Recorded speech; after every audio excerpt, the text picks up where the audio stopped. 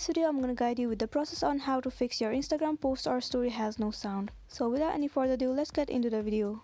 Here, if you are in somebody's post and you are not being able to get the sound of the video, then first you need to make sure that the sound option of the video is turned on. First of all, you need to tap on the video. It will show you the little volume icon at the bottom of the video. Right now you can see that the sound of the video is turned off, so you just need to tap on it and turn on the volume.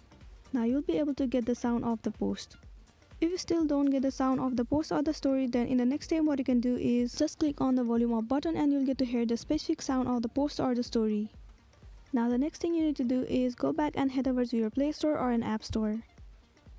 In the search bar, search for the application Instagram.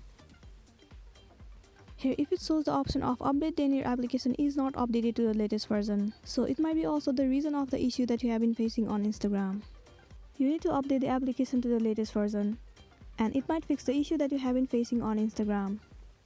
After updating the application, if it still doesn't fix the issue, then another thing what you can do is restart your device. Restarting your device will surely fix the issue that you have been facing on any application. So this is it for today, and this was a tutorial video on how to fix Instagram post or story has no sound.